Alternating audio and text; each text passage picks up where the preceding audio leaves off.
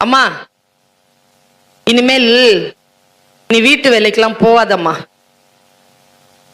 நான் வீட்டு வேலைக்கு போலனா உனக்கு யாரா ஃபீஸ் கட்டுவா, யாரா சோறு கொடுப்பா? சரிம்மா, நீ இப்ப எங்கம்மா வேலைக்கு போற? நீ உனக்கு தெரியாதடா, அந்த பக்கத்து தெருவுல புதுசா வீடு கட்டிட்டு வந்திருக்காங்களே அவங்க வீட்டுக்கு தானடா போறேன். இனிமேல் அந்த வீட்டுக்கு வேலைக்கு போவாதம்மா. ஏண்டா? அந்த வீட்டுல இருக்கிற பையன் தாம்மா என் வீட்டுல என்னுடைய கிளாஸ்ல படிக்கிறான்.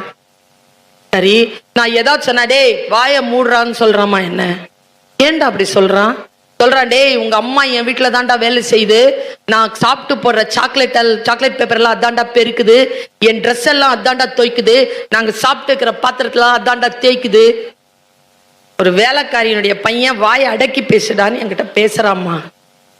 நீ அந்த வீட்டுக்கு போவாதம்மா, எனக்கு ஸ்கூல்ல ஒரே மானமா இருக்குதுமா. பையன் டைலாக்.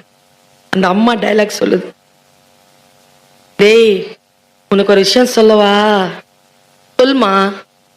நான் அந்த வீட்டுக்கு வேலைக்கு போறேன்ல, அந்த வீட்டு எஜமானி அம்மா என் கூட படிச்சவடா. சின்ன வயசுல நானும் அவ்வளோ 5ஆம் கிளாஸ் படிச்சோம்டா.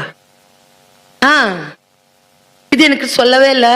ஆமாண்டா, அவ என்ன இங்க வா இத பண்ணு, இங்க வா அதை பண்ணு, இது பாத்திரம் தேயி, இது துணி தொயின்னு சொல்லும்போது எனக்கு எவ்வளவு கஷ்டமா இருக்கு தெரியுமா? ஆனாலும் எனக்கு ஒரே ஒரு சந்தோஷம்டா சாமி. என்னமா சந்தோஷம் உனக்கு அதுல?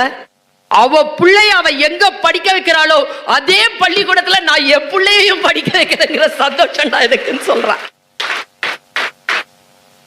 நாம பார்க்க மறுக்கின்ற பக்கங்கள் என்று சில உண்டு, அதை பிள்ளைக்கு காட்டுங்க.